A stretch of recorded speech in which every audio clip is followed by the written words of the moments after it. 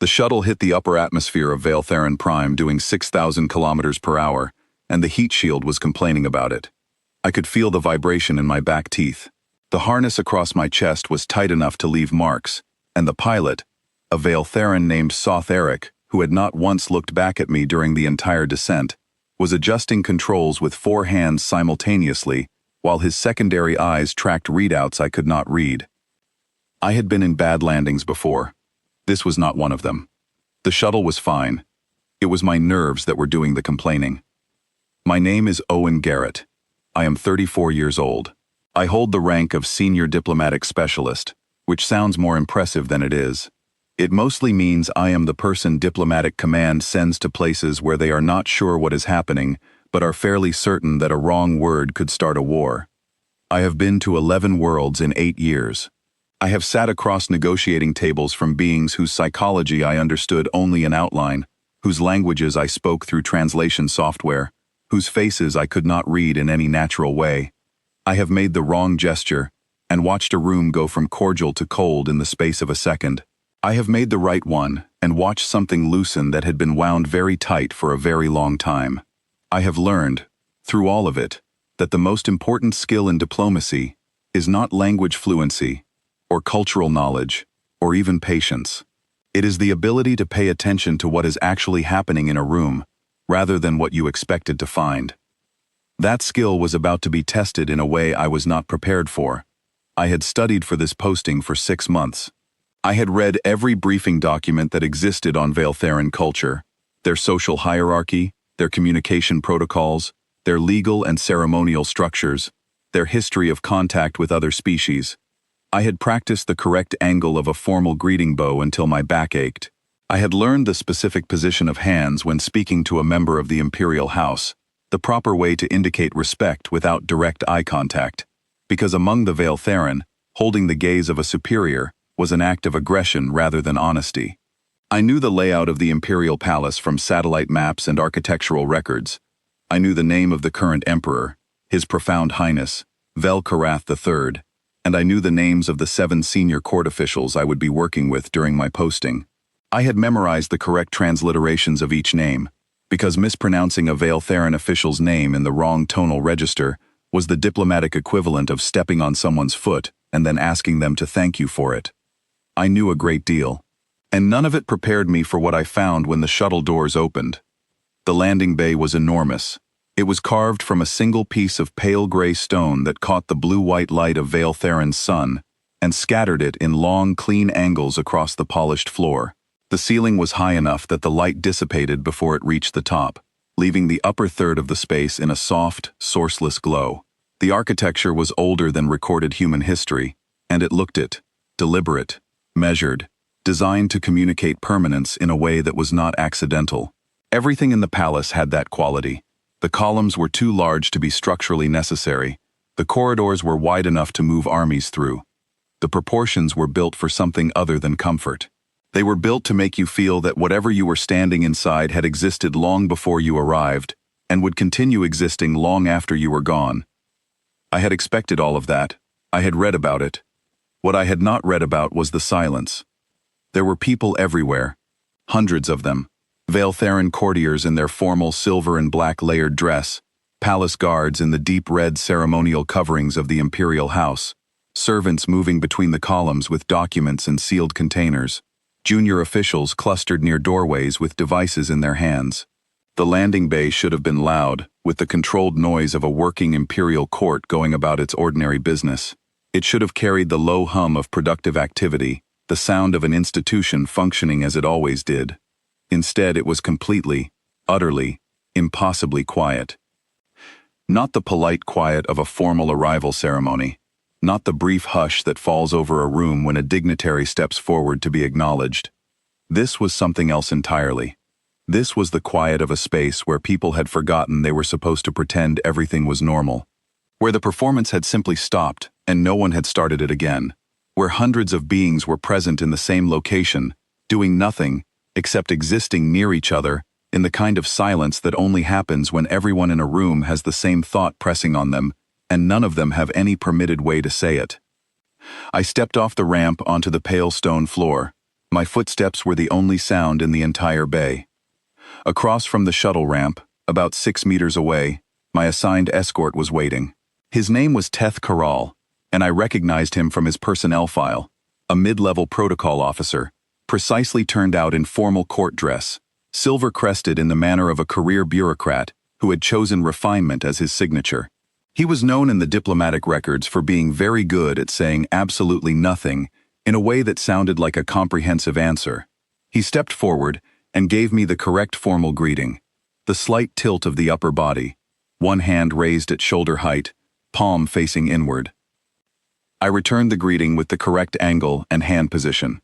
He had the decency to look marginally surprised. Most humans, I gathered, did not bother to learn the greeting. Most humans treated it like a wave and hoped for the best. "Welcome to Vale Theron Prime, Specialist Garrett," he said. His translator rendered his voice in flat standard English, a half-beat, after he spoke. "Your quarters are prepared. The Senior Diplomatic Registry has acknowledged your arrival. The court schedule will be transmitted to your device by the evening interval." "Thank you," I said. Then, because I could not help it, because the silence was pressing on me like a physical thing, like the feeling before a sound that has not yet arrived, "Is something wrong?" The small muscles around Teth Karal's jaw tightened almost imperceptibly. I knew those muscles. I had studied them. They controlled the secondary throat sac, which among the Vale Theron was an involuntary emotional indicator, the equivalent of a facial expression that they had spent centuries learning to suppress. They had gotten very good at it. The tightening was tiny. I almost missed it. "There is nothing to report, Specialist Garrett." "There is nothing to report" is not the same as "nothing is wrong." In 8 years of diplomacy, I have learned the difference between those two statements, and it is a difference that has kept me alive on 2 separate occasions, and out of serious political difficulty on several more. I filed it away and followed him into the palace. We walked for 10 minutes through corridors that should have been busy with the daily traffic of the most powerful imperial court in 6-star systems.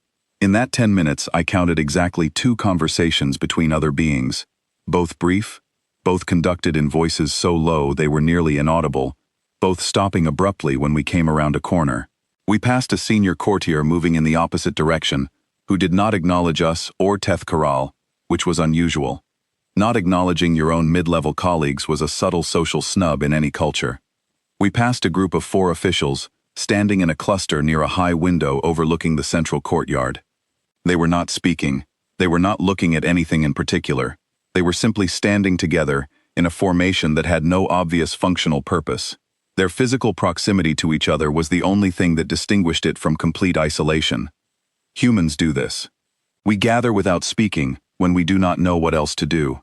I had not expected to recognize the behavior in an alien species that had spent 3,000 years developing elaborate protocols for almost every form of social interaction. But there it was. My quarters were in the Eastern Diplomatic Wing. The rooms had been adapted for human physiology, lower humidity, warmer air temperature, furniture at proportions that would not leave a human sitting with their feet dangling. Someone had placed a bowl of processed food on the table that was listed in my briefing as technically compatible with human digestion. Someone else had left a small welcome document printed in Earth script. I put the document down without reading it and went directly to the window. The central courtyard of the Imperial Palace was 300 meters across and perfectly circular. At its center stood a ceremonial platform that, according to every document I had read, was used for major state announcements. Around the entire perimeter of the courtyard, lining it from one edge to the other, stood Vale Theron. In numbers I could not quickly count from this angle. Hundreds, certainly, possibly more. They were standing in no formal arrangement. They were not performing any visible activity. They were not interacting with each other in any way I could see from this height. They were simply present, distributed around the circular edge of the courtyard, motionless in the long blue-white light of the late afternoon. I watched them for a very long time. By the time Vale Theron's evening light turned the pale stone from white to deep gold to the orange-red of a setting sun, not one of them had moved to leave.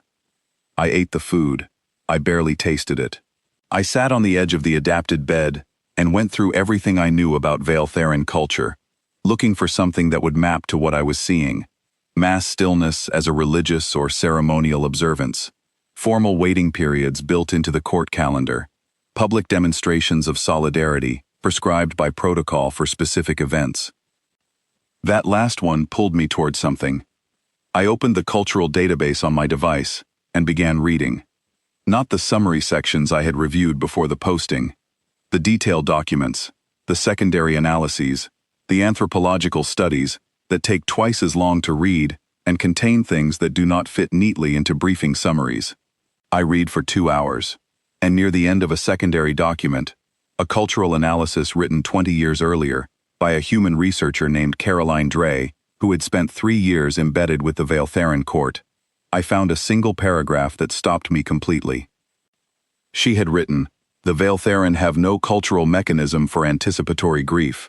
Their protocol structure acknowledges death, codifies the formal mourning period that follows official announcement, and prescribes appropriate behaviors in extraordinary detail for every stage of what comes after. But the period between knowing a death is approaching and the death itself has no assigned behavior. There is no recognized form for the time of waiting. The Vale Theron court is not equipped for it. They cannot grieve, because grief requires an official announcement. They cannot celebrate or communicate normalcy, because the circumstances do not support it. They cannot discuss it, because to name it is to violate protocol. So they wait in a silence that the protocol itself has created, and that the protocol itself provides no exit from." I put the device down. The emperor was not dead. He was dying. And the most powerful, most refined, most ancient imperial court in 6-star systems had no framework, no script, no recognized behavior for the space between those two things. They were trapped inside a structure that had been built to manage everything except the reality they were currently living. So they were doing the only thing available to them within the rules. They were standing still and waiting for it to be over. I turned off the light and lay on the adapted bed and stared at the ceiling for a long time. And I thought about all the times I had watched humans do something very close to the same thing. We do it too. We sit in hospital corridors and hold drinks we do not touch, and stare at walls. We stand in hallways, outside rooms we are not allowed to enter. We hold devices waiting for calls that have not come. We gather in clusters because proximity is the only comfort we can offer each other when we do not know what else to say. The difference is that for us, it is allowed. There is no protocol that prevents it. We are permitted to be afraid, and to show it, and to reach for another person, and have them reach back. These people were not. I thought about what it costs to hold yourself that still when your heart is breaking, and you are surrounded by the architecture of a system that tells you the breaking is not permitted. I did not sleep. I watched the courtyard through the window until the alien stars were out, and the pale stone was silver in the dark, and the Vale Theron were still there, still silent, still holding on.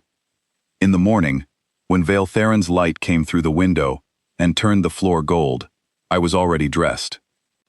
I had made a decision, not a strategic one, not a diplomatic one, not the kind of decision that gets filed in a report, or commended by diplomatic command, or taught in cultural sensitivity training, a human one. I was going to find out exactly what was happening in this palace, and I was going to do something about it, even though I had no idea yet what that something was. I picked up my badge and went to find Teth Karal. The second day in the palace was worse than the first, and not because anything new had gone wrong. It was worse because I began to understand the full shape of the silence, and everything it was doing to the people inside it. Teth Karal met me at my quarters, at the precise time the court schedule had specified. He was exactly as composed as he had been the day before, which told me he had either slept normally or had not slept at all, and was too trained to show the difference. I suspected the latter. He moved with the careful efficiency of someone operating on the last of their reserves, every action deliberate, because there was nothing left over for anything that wasn't deliberate. He led me through the morning's formal requirements, a registration of credentials with the senior court registry, a brief orientation meeting with the head of the Alien Liaison Office, a tour of the facilities I would be using during my posting. Every Vale Theron official I met gave me the correct formal greeting, spoke the correct formal words, answered my questions with answers that were technically complete, and contained almost no information. What I was watching, behind the formality, was something that I had not expected to find in a civilization 3,000 years more advanced than my own. I was watching people who were not permitted to help each other. Among the Vale Therin, emotional expression in a public context was not merely frowned upon. It was a form of failure, not weakness. Failure. The distinction mattered, because weakness is a quality a being might have and manage, whereas failure is an event. A single moment of visible distress in a public setting among the Vale Therin carried real consequences. In the records I had studied, I found cases where court officials had been formally reassigned, effectively demoted, following incidents of visible emotional response during high-pressure ceremonial periods. The court's position was not that feeling things was wrong. The court's position was that a being who could not contain their feeling was a being who could not be trusted with responsibility. That logic had a terrible internal consistency. I understood why it had developed. A court environment where emotional displays were weaponizable had incentivized control, and control had been rewarded and refined over generations until it became culture. It was not cruelty. It was the outcome of a very long and very consistent set of incentives applied to a society that was capable of enforcing them. It was also, in this moment, causing 500 of the most sophisticated beings in the galaxy to stand alone inside their grief, with nowhere to put it, and no one to put it with. I kept asking careful, indirect questions throughout the morning, the kind of questions that are not about the thing you are asking about. The court seems to be observing a period of contemplative practice, I said to Teth Karal, during a quiet moment in a connecting corridor. The court always functions with appropriate thoughtful discipline, he said. I noticed the gathering in the courtyard again last night. It was still present when I looked quite late. It is not uncommon for members of the court to make use of the ceremonial spaces in the evening hours. And through the night? A pause of less than 1 second. Individual schedules accommodate personal practices. I stopped asking direct questions and started observing instead. By midday, I had assembled a picture from fragments. The Emperor had collapsed 11 days earlier. He had been taken to the Imperial Medical Wing immediately. No official announcement had been issued, which meant, under Vale Therin protocol, there was officially nothing for the court to respond to. There was no event. There was only a man behind closed doors, and a court that was not allowed to know what it knew. Everyone knew. In a palace with hundreds of staff across interconnected wings, information moves the way water moves, through every available passage, quietly and completely. The Emperor's condition was not a secret. The protocol simply required that it be treated as one. So here was the architecture of the trap. The court knew the Emperor was dying. They could not speak of it, because to speak of it was to violate protocol. They could not show distress about it, because distress was a protocol violation. They could not comfort each other, because comfort requires an acknowledgement of the thing that needs comforting, which brings you back to the first violation. And they could not perform normalcy convincingly, because genuine normalcy requires that nothing is wrong, and everyone in the palace knew that something was profoundly wrong. They were trapped between silence and lying, and they had chosen silence, and the silence was eating them alive. I was thinking about all of this on a longer route back from the midday interval, taking a detour through the Western Wing, because the Western Wing was less trafficked than the main corridors, and I thought better when I was moving without people watching me. I turned into the Western Corridor, and almost did not see her until I was 20 meters away. She was standing at the end of the corridor, looking out through a long arched window at the garden levels below. She was tall, as all Vale Therin were tall by human measurement, but she was tall even relative to them, a full head above most of the courtiers I had seen, with the long, controlled posture of someone who had been taught from a young age to occupy space with deliberate composure. Her silver crest rested at a neutral angle, meaning either that she was relaxed, or that she was controlling it very carefully indeed. She was wearing court colors that I recognized from the briefing files as belonging to the Imperial House directly, not the broader aristocratic class. I slowed my pace. I had not been scheduled to encounter any member of the Imperial House today. No formal introduction had been arranged. Every protocol document I had studied was extremely clear about the fact that approaching an Imperial House member without a formal introduction was not done. She turned before I could make a decision about what to do. She looked at me with a full, direct gaze that in a being of lesser status would have been aggressive. From her it was simply assessment, clear and unhurried, with the specific quality of someone who had been trained to evaluate everything around them, and had decided not to look away from this particular thing, just because it was unexpected. Her secondary eyes were moving. I registered that immediately.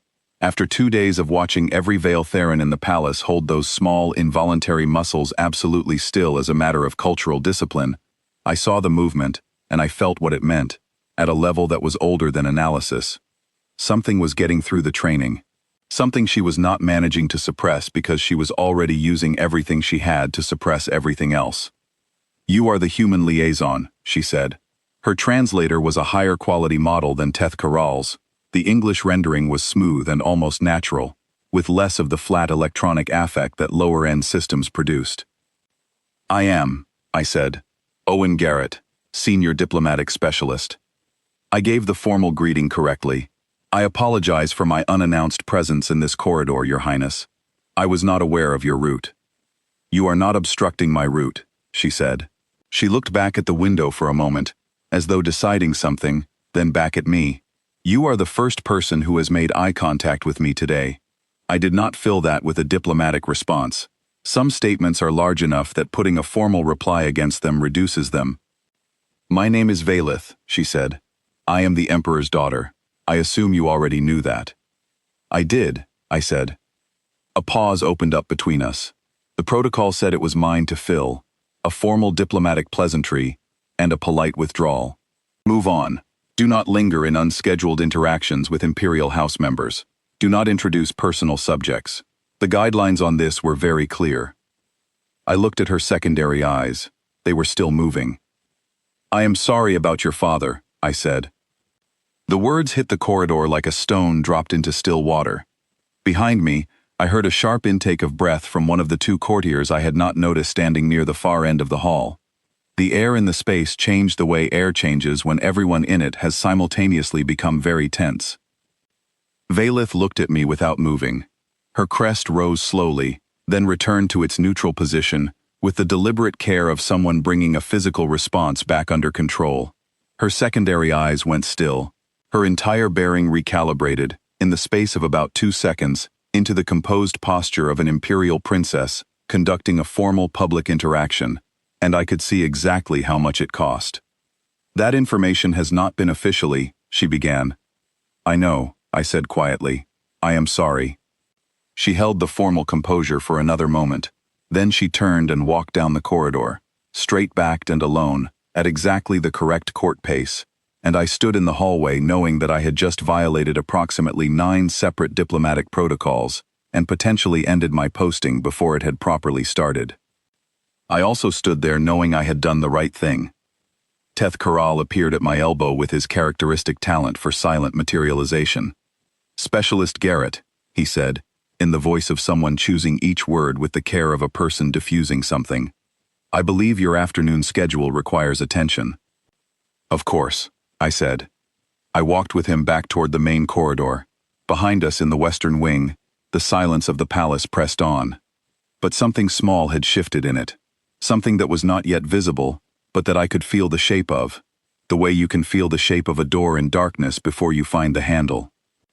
That evening I did not open any briefing documents. I sat at the window and watched the silent courtyard, the same gathering below, the same terrible stillness. I thought about what Valeth's secondary eyes had been doing when she was not trying to stop them. I thought about what it must cost a person to be responsible for an entire dynasty's public composure while privately living through the worst thing that has ever happened to them. I thought about what humans do when we are in that position. We call someone. We find a person who is safe.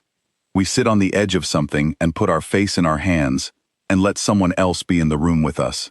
Because the presence of another person in the hard thing is a form of help that we have known about for 10,000 years, longer than we have had words for it. The Vale Theron had no protocol for that. I was still sitting at the window when my device chimed once. A single message. No sender identification, routed through the palace internal communication system. It said, "The West Terrace Garden. Before the morning interval. Come alone." I read it twice, put the device down, looked at the courtyard where hundreds of beings were still standing in silence under alien stars. The afternoon had passed slowly, in a kind of managed unreality. After the corridor encounter with Vaelith, Teth Karal had guided me through 2 more formal meetings, a credential review with the senior registry officer, and a brief walkthrough of the document security protocols I would be using during the posting. I had performed both correctly. I had said the right things, and used the right posture, and made the right acknowledgements at the right moments. And all the while, some separate part of my attention was cataloging the room around me, the specific texture of how an entire civilization holds itself still when it has no permitted way to move. There is a physical quality to sustained suppression. I had seen it in humans before, in people sitting with news they cannot share, in people occupying rooms where something terrible is happening somewhere else, and they are required to behave as though it is not. A flatness to the performance. A narrowing of expression to the minimum required, because anything above minimum risks cracking the surface, and cracking the surface is not permitted. Among the Vale Therin, this quality saturated the palace now, visible in every exchange, once I knew what to look for. The slight overcorrectness of each formal interaction. Responses kept fractionally shorter than they needed to be, as though even one unnecessary sentence might carry something through that was not supposed to come through. In the gallery connecting the diplomatic wing to the secondary meeting rooms, I passed a young Vale Therin official sitting alone on a bench near a window. He was doing nothing, not reading, not working, not preparing anything, just sitting with his hands folded in the formal composure posture, his secondary eyes fixed at a middle distance that held nothing in it. He saw me, and immediately assembled himself, straightened, put the composure back in its proper arrangement. I gave the correct formal acknowledgement as I passed. He returned it perfectly. I kept walking. At the far door, I stopped briefly and looked back. He was exactly as I had left him, correct and alone, and completely absent from his own face. I walked through the door and did not stop again, because stopping would not have helped either of us, and I knew it. But I carried him with me back to my quarters, and he sat somewhere in the back of my thinking for the rest of the afternoon. My device chimed once, much later, when the light through the window had gone fully dark. A message from Teth Karal confirming that the next day's schedule had been transmitted, and expressing the hope that I had found my first full day in the palace satisfactory. I read it twice and decided it was one of the most careful pieces of diplomatic understatement I had encountered in my career, which was a field not short on them. I set the device down. Outside, the courtyard was still full, still silent. I counted the stars I could see through the window, which were not Earth stars and whose patterns meant nothing to me, and I thought about everything and nothing until the message arrived. I did not sleep that night, but for the first time since landing, I felt like something was about to change. The West Terrace garden was at the end of a corridor I had walked twice, and never looked through the door at its far end. The door was unlocked, which seemed like an invitation, and I stepped through it, into a space that almost stopped me where I stood. Not from caution, from the simple, unexpected fact of its beauty. The garden descended in terraced levels, each one curved slightly inward toward the one below, the architecture following the natural drop of the ridge the palace was built on. Everything growing on those levels was something I had no name for, shapes and colors that existed outside any Earth category I could apply to them, reaching forms that caught the morning light of Vale Therin's sun and held it differently on each surface. The air was cool and carried a scent like rain on stone, mixed with something sweet underneath, that I couldn't identify and did not try to name, because naming it would have required approximating it against something it was not. It was its own thing. The garden was its own thing. It had probably been here for 1,000 years, and it did not care whether I found the right word for it. Vaelith was standing at the railing of the lowest terrace, looking out over the capital city spreading out from the base of the ridge. I could see her clearly from the entrance, the long composure of her posture, the silver crest at its neutral position, the deliberate stillness she wore, like a second layer of formal dress. She did not turn when I stepped through the door. She knew I was there. She heard me easily. She simply was not turning yet, and I understood that was its own kind of communication. So I walked down to the lowest level and stopped about 2 meters from the railing and waited. I did not speak. I had decided, during the night that I had not slept through, that the most important thing I could bring to whatever this meeting was going to be was the ability to not fill the silence. Humans are not naturally good at this. We treat silence as a problem to solve and noise as the solution. But I had been working on it for 8 years across 11 worlds, and I was better at it than I used to be. She let almost a full minute pass. The city below was beginning its morning. Transit lines were moving. Light was catching the upper surfaces of towers in the distance. "You spoke to me yesterday," she said, without turning, as if I were a person who was suffering. "You are," I said. A pause. She turned then, and I saw her face in the morning light, composed, trained, every feature in its proper arrangement. But underneath the composure was something very tired. Not physically tired, the kind of exhaustion that comes from holding something immensely heavy for too long without being permitted to set it down even for a moment. "In this court," she said, "a person who is suffering is a person who has failed to maintain the discipline their position requires." "That is one way to understand it," I said. "It is the only way the court recognizes." "I know," I said. "I am not the court." She looked at me for a moment with an expression I could not fully decode. Then she said, "How do your people endure it? The waiting, the knowing that it is coming, and not being able to stop it or to speak of it, or to—" She stopped. The precise formal phrasing she had started with had gone somewhere softer.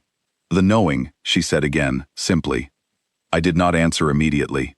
She deserved a real answer, and real answers take a moment. "We do not endure it well," I said. "I want to be honest about that. We cry.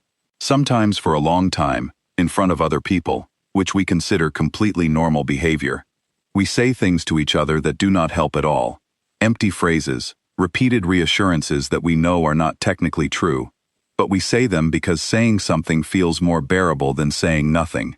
We sit in corridors outside rooms we cannot enter, and we hold cups of hot liquid that we do not drink, and we stare at the floor, and we touch each other."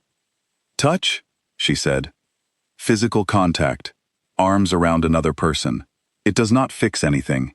It does not change the situation or reduce the actual suffering, but it communicates something that does not have a better form. That the person is not alone in the thing they are going through. That someone else is choosing to be present in it with them." She absorbed this carefully. I watched her processing it the way someone processes information that is genuinely new to them, not because they lack intelligence, but because the framework the information requires does not exist yet in their understanding. "You hold each other," she said. "Constantly. When we are happy, when we are frightened, when we are proud of each other, when we have no idea what else to do. We are a species that touches. We have been since before we could speak. We touched each other in the dark when we were afraid of things much larger than us, before we had language to describe what we were afraid of. It is older in us than words." She turned back to the view for a moment. Then, quietly, "Among my people, contact in a public space outside of specific ceremonial contexts is not. It is simply not done. Between individuals of different status, it is a protocol matter of considerable seriousness. Between different species there is no framework at all." "I know," I said. "And yet you are describing it as an ordinary thing." "For us it is," I said. "For us it is as ordinary as speaking." She was quiet for a long time. The city below was fully lit now, the clean morning light touching every surface, the alien capital going about its ordinary business, unaware of what was being held very still on the ridge above it. "I have been trained since I was very young," she said at last, "to understand that what I feel in private is mine alone. That the court, the succession, the function of the imperial house, these require me to remain, to maintain." She stopped, started again. "He does not know," she said. The formal precision of her earlier sentences was gone now. What was left was smaller and more honest. There was never an appropriate context. No ceremonial occasion designated for this kind of. There is no category for it. A daughter does not simply enter the medical wing without formal appointment and what?" I said. She looked at me. Both pairs of her eyes, the secondary ones near her jaw, were moving without any attempt to stop them. "Tell him that I love him," she said, as though the ceremony could wait, as though it mattered more than the formal protocol that says, "I must wait for the proper occasion, for the correct language, for the designated period after." She could not finish the sentence. I did not make her. It does matter more, I said. It matters more than all of it put together. She stared at me. I took one step forward, not reaching, not encroaching, just closing some of the distance between a person saying something important and a person hearing it. Vaelith, I said, go tell him, right now, not in the right ceremonial format, not with the approved language, not at the designated moment. Go in there and tell him what you need him to know, while he can still hear it, before it becomes something you spent the rest of your life wishing you had said. The silence after that was the longest and deepest I had experienced since landing on this world. Behind me, near the doorway at the top of the terrace, there was the soft, involuntary sound of a breath being held. I did not turn. I had known the courtiers would be there. There are always courtiers. In a palace, in every culture, in every century. Someone is always watching. Someone is always recording. Someone is always waiting to see what will be useful later. I did not care. I looked at Vaelith. She looked back at me, and I watched something happen in her. Not a decision made from calculation, but the moment before a decision. The moment when a person who has been carrying something too heavy for too long finally accepts that they are allowed to put it down. They will say I have lost control, she said. The succession factions. They have been waiting for exactly this. Any breach of protocol by the heir, before the formal announcement becomes ammunition, they will use it. Let them try, I said. You will have told your father that you love him while he was still alive to hear it. Nothing they do after that can take that back. Not politics, not succession, nothing. She held still for one more moment. Then she walked past me, back up the terraced levels, through the door, into the palace. I stood on the lower terrace and looked at the city below and did not move for a while. I did not know whether she would go to him. I did not know whether it would matter if she did. I did not know what the succession politics of the Vaeltheran Imperium were about to look like after this conversation was reported to whoever would be reporting it. What I knew was this. I have seen what humans look like when they run out of time to say the thing they needed to say. I have sat with people in the specific wreckage of it afterward. It is one of the worst kinds of loss, not the loss of the person, which is already total, but the loss of the words, the knowledge that there was something left unsaid that will now never have anywhere to go. I was not going to let her carry that. I stayed on the terrace until the morning was fully established and the city below was in full motion. Before she had reached the top of the terrace steps, I found words I had not managed to say while she was close enough to hear them easily, so I said them now, into the morning air, to her back. Whatever happens in that room, I said, you will not regret going. That is the only thing I know for certain. The only regret that stays is the not going. She paused at the top of the steps, half a second. Then she went through the door. The sound it made closing was soft and precise. The sound of a very well-fitted door in a very old building. The sound of a direction chosen and settled. And for a moment, the terrace was quiet in a completely different way than the palace had been quiet for the past 2 days. Not the suppressed, strangled silence of hundreds of people, unable to speak about the thing pressing on them. A different quiet. The quiet of a space after a decision has been made in it. The specific piece of air, in a place where something irrevocable has just occurred, and the irrevocable thing is not bad. I stood in it for a while. The city was full of ordinary morning below the ridge. I could see the transit lines moving, and the light catching the upper surfaces of the towers, and the flat shine of water on the far edge of the capital. A living city, doing the work of being alive, indifferent to what was happening on the ridge above it, which is how cities operate, and probably how they should. The large things that happen in the buildings above them are not visible from street level. They never are. You only see them from a certain height, at a certain angle, if you have been paying the right kind of attention at the right moment. I had been paying it. I did not always, but today I had been. I am not a person who gives in easily to sentiment. Diplomacy trains it out of you, if you let it. Because sentiment has a cost, and in this kind of work, you cannot afford to pay more than a situation is actually worth.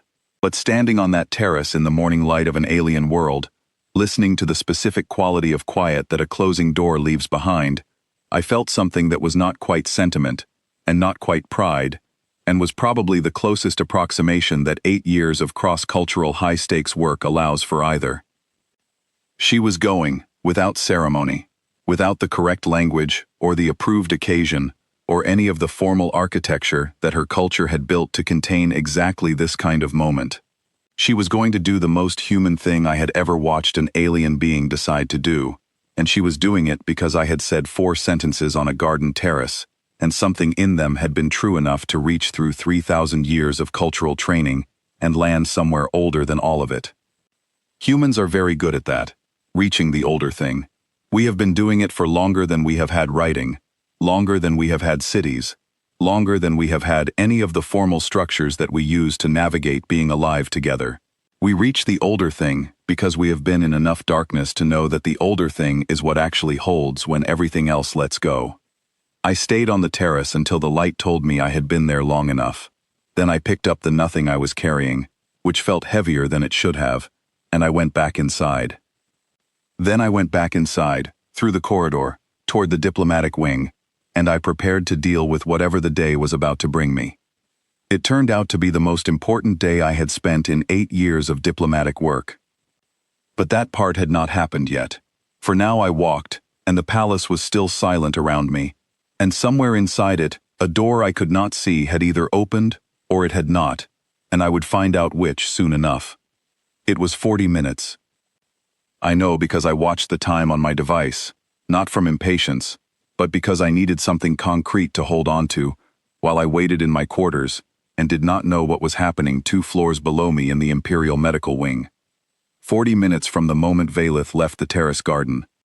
Then the sound came through the walls, not a voice, not a word or an announcement, just the sound of movement, the specific collective sound of a large number of beings who had been completely still for a very long time, all shifting at once.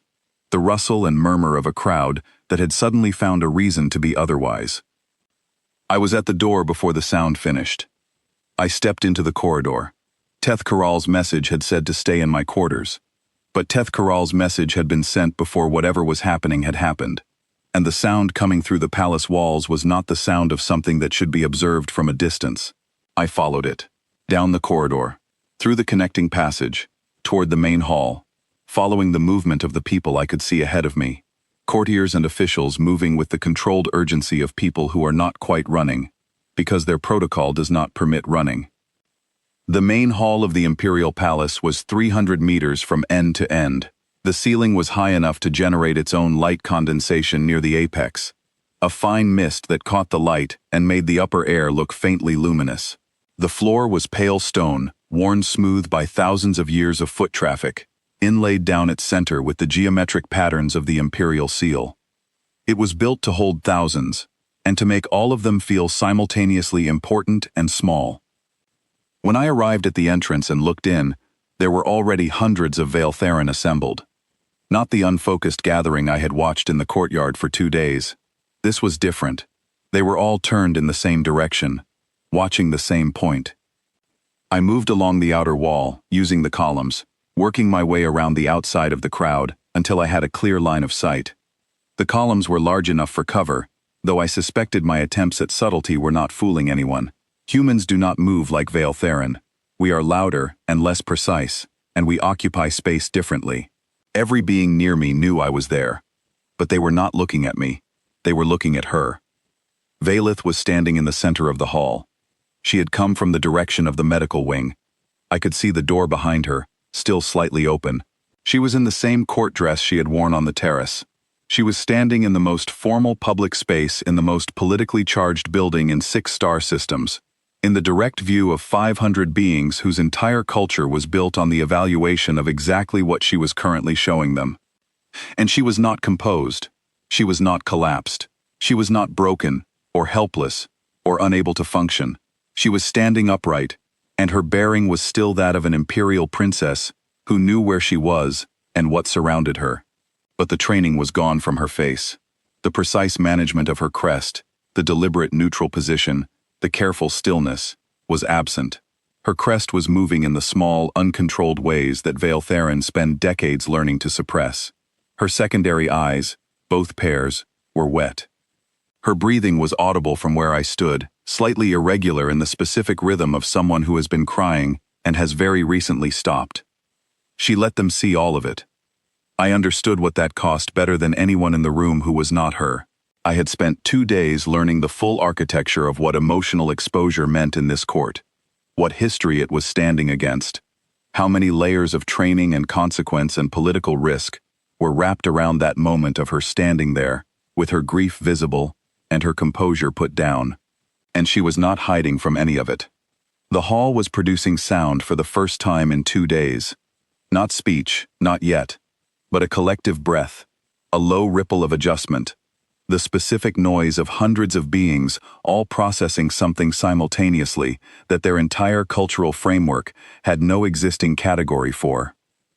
On opposite sides of the hall, 2 clusters of senior officials were doing the rapid, subtle communication of people running fast calculations. I did not know their names yet, but I knew what they were doing. I had read enough about Vale Theron's succession politics to recognize the body language of factions positioning.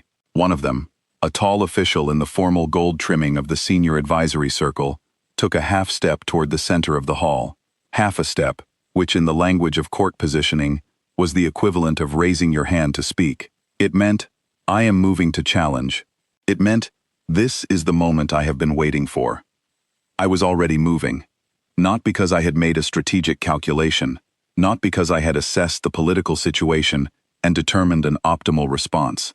I was moving because there was a person alone in the center of a room full of people who were about to use her honesty against her, and I was not going to stand against a column and watch it happen. I came out from the column. I walked through the hall. The crowd parted ahead of me in the specific way crowds part when someone is moving with a clear direction and an unwavering pace. They did not get out of my way because I asked them to. They got out of my way because the alternative was being walked into. And the social calculation of stepping aside was simpler than the social calculation of being walked through by a human diplomat who appeared to have made a decision. 500 Vale Theron watched me walk toward their princess. I did not hurry.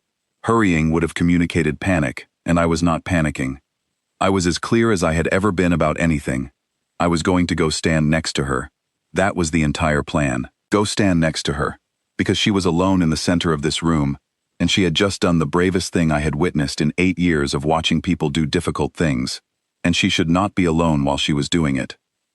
I stopped when I reached her, about 1 meter, close enough to be obviously there, far enough that the choice of what happened next remained hers. She looked at me. Her face without the training on it was something I had not seen on any Vale Theron in 2 days of watching. It was completely honest. The grief was there, fresh and real.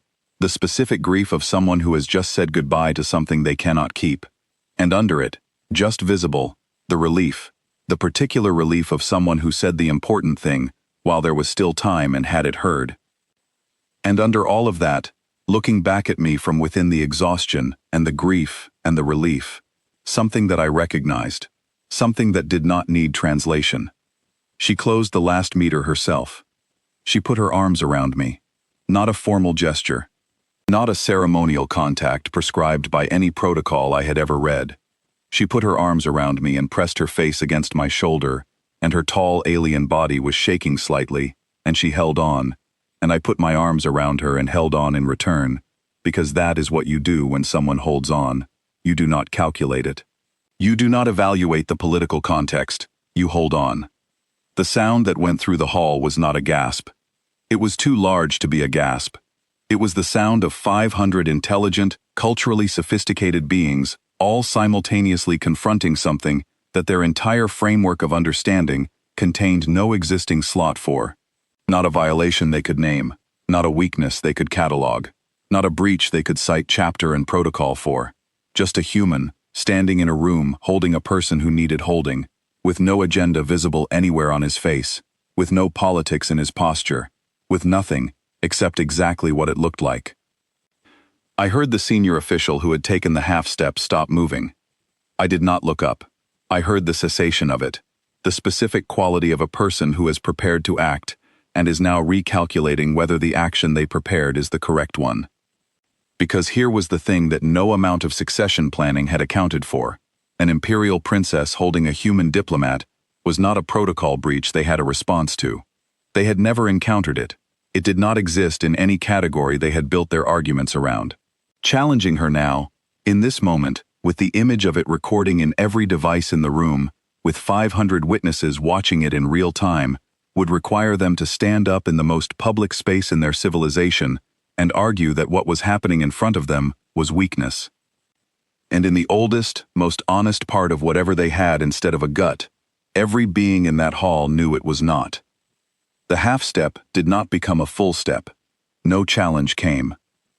Vayleth held on, long enough that the sound in the hall shifted again, away from the electric waiting quality and towards something else, something quieter, the beginning of a different kind of quiet than the one that had been suffocating the palace for 11 days. When she stepped back, she did not reassemble the composure. She stood straight and looked at me, with her secondary eyes still wet, and her crest still moving in small, honest ways, and her face completely open, and she said, quietly, "He heard me." "I know," I said. She nodded once, a single, small motion. Then she turned to face the hall. 500 beings looked back at her. Neither succession faction moved. The senior officials were still. She let them look. She did not correct her appearance. She did not arrange her features into the formal court expression. She stood in front of all of them exactly as she was, with the last 40 minutes visible on her in every measurable way, and she was not ashamed of a single second of it. This lasted for about 10 seconds. Then the head of the court registry, the oldest official I had seen in the palace, who had served under 3 emperors and whose opinion in any room he entered was large enough to change its weather, did something I had not seen any Vale Therin do in 2 days. He bowed his head. Not the formal diplomatic bow, not the tilted, hand-raised greeting of ceremony. He lowered his head slowly and held it there, in a gesture I had no specific cultural reference for, but that I understood without needing one, the way certain things communicate across any gap there is between different kinds of minds sharing the same moment. It said, "I see you, and you are right." One by one, across the hall, other heads followed. Not all, not quickly, but enough of them, in positions of enough importance, that the calculation of the remaining factions shifted visibly. To challenge her now, with this response in the room, with that bow from the oldest man present, the cost was no longer calculable. The challenge did not come. I stood next to Vayleth and watched the hall respond to her, and I thought about what courage actually looks like when it is real. Not the version where there is no fear, the version where the fear is complete and the thing is done anyway, because it is the right thing, and the person knows it, and cannot live honestly with not doing it. Humans invented that version a very long time ago. We had no other choice. We were small and cold, and surrounded by things larger than us, and we learned that the only way through the hard parts was together. She had done it today, in front of 500 witnesses, without a single protocol to protect her. Teth Karal appeared at my elbow. He did not speak for a moment. "Specialist Garrett," he said at last, in the voice of someone choosing words with extraordinary care. "I believe the remainder of today's schedule will require significant revision." "I imagine so," I said. "I will see to it," he said. And for the first time since I had landed on Vale Therin Prime, the composed and carefully managed face of Teth Karal showed something that was not a formal expression, something very small, something that had slipped through while he was looking at the hall instead of at himself. I thought it might have been relief.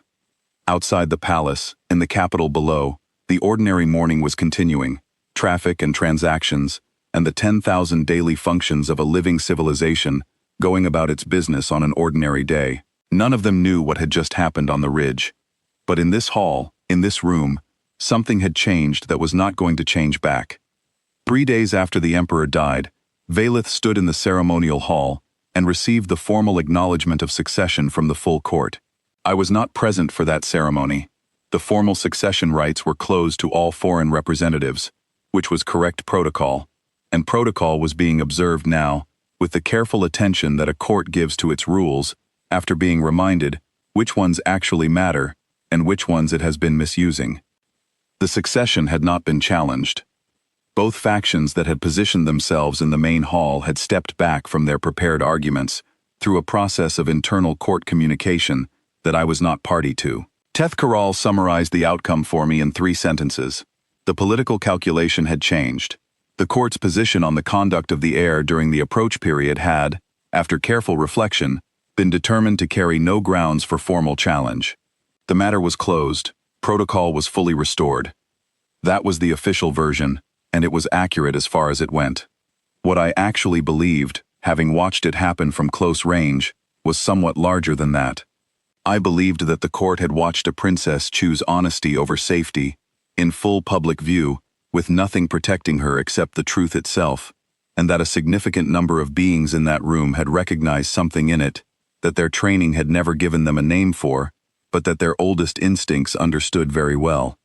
Something about what it costs to remain a full person when everything around you is demanding that you become something smaller and more manageable. Something about what it looks like when a being decides that the cost of the honest thing is worth paying regardless of what comes after. I believed that the head of the court registry, who had served 3 emperors and witnessed more political maneuvering than I would encounter in 10 lifetimes, had understood in the space of about 2 seconds exactly what he was looking at. And I believed he had made a choice that reflected 3,000 years of accumulated wisdom about what a court is actually for, underneath all its protocol and ceremony and elaborate defensive architecture. Courts exist to serve the beings who live in them, not the other way around. I wrote my official report in the early mornings, before the palace came fully alive. It was precise and professional, and said the things that diplomatic command needed to hear about the posting, the succession outcome, the state of the alliance, the procedural details that formed the formal record. It was a good report. I have written many of them, and I know their shape. I knew how to frame the unusual elements in language that would be understood and accepted without requiring anyone at command to think too hard about what had actually happened. But I also wrote something else. It started as notes for myself, fragments I was putting down because I could not stop thinking about them, and writing is how I process the things I cannot stop thinking about. I sent an early draft to a colleague at another posting, a woman named Elaine Forsyth who had been working in alien liaison longer than I had, and whose judgment I trusted more than almost anyone's, and she said, "You have to share this." So I did.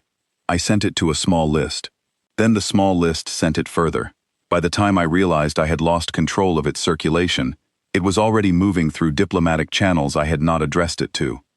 In it, I tried to explain what I had actually watched happen in that palace, not the political mechanics of the succession, not the procedural outcome of the alliance review, the thing itself. What it means when a civilization with 3,000 years of cultural refinement and extraordinary cognitive sophistication has built a structure that prevents it from helping itself in the moments when help is most needed. What it looks like from the outside, what it costs the people inside it, and what happened when something very simple and very human walked into that structure and refused to comply with its requirements. The galaxy has spent a long time trying to categorize what humans are. This is understandable. We are genuinely unusual by most measurable standards, short-lived compared to most species that have achieved interstellar civilization, reproductively fast, culturally adaptive at a rate that other species find either impressive or unsettling depending on their perspective. We are louder than most. We take up more social space than our relative political status would seem to justify. We show up to formal negotiations with more emotional content than the other parties find comfortable, and we do not appear to notice or care that this is the case. The galaxy's prevailing assessment, filtered through hundreds of years of contact, is that we are a young species that has gotten further than our emotional volatility should have allowed, that we survive in spite of our feelings rather than because of them. What I was trying to say in the document, in too many words that never quite fully reached the center of the thing, was that this assessment was wrong, not in its facts, in its conclusion. We are not resilient despite our emotional volatility. The two things are not in opposition. We are what we are, this baffling and exhausting and improbably surviving thing, because we were never trained to believe that needing each other was a failure of discipline. We were trained by 10,000 years of being small and frightened and cold together, in the dark before we had fire, and in the cold before we had shelter, and in the fear before we had any framework at all for understanding what we were afraid of. To understand that the presence of another person in the hard thing is not a weakness to be overcome. It is, in the final accounting, the oldest and most reliable technology our species has ever produced. We did not choose it. We did not develop it through cultural deliberation. We stumbled into it out of pure necessity and discovered that it worked, and we have been using it ever since, and we have become so fluent in it that we have largely stopped noticing that it is a skill at all. The succession ceremonies, when they came, were formal and closed, and exactly what they were supposed to be. I could hear them through the palace walls in the early morning, the deep, resonant sound of Vale Theron's ceremonial instruments, the structured call and response of the acknowledgement rites, the ceremonial language that had been used for 3,000 years to mark this specific transition. It was beautiful in the way that old things are beautiful, when they have been carried carefully through a very long time. I listened through the walls and I thought, this is also important. The ceremony is not nothing. The protocol is not empty. These things exist because they carry the weight of everything that has come before, and carrying that weight is part of how a civilization knows where it is. What had changed was not that the ceremony was less important. What had changed was that there was now, in the palace, a slightly different understanding of what the ceremony was for. Not a replacement for the truth, not a container for the suppression of the truth, a frame for it, a way of honoring the weight of what had happened, by marking it in a language the whole culture shared. That is a different thing, a much better thing. My final days on Vale Theron were occupied with a series of diplomatic meetings that were, compared to what had preceded them, almost restfully ordinary. Registration of credentials with the new Empress's court. Formal acknowledgement of alliance continuation. Procedural reviews conducted with complete correctness by all parties. Teth Karal, beside me during the formal ceremony, was visibly relieved that I executed my protocol requirements without a single deviation. I considered telling him that I was capable of following protocol when the situation called for it. I decided against it. He deserved the relief without commentary. On my last morning, I returned to the West Terrace garden, very early. The city was just beginning. I stood at the railing where Valeth had stood and looked at the same view she had looked at when she told me her father did not know she loved him, and I stayed there for a while and did not think about anything in particular, which is sometimes what a person needs after something large. My device chimed once. One message, no official sender designation, internal palace routing. It said, I said what I needed to say. He heard it. Thank you. I read it twice.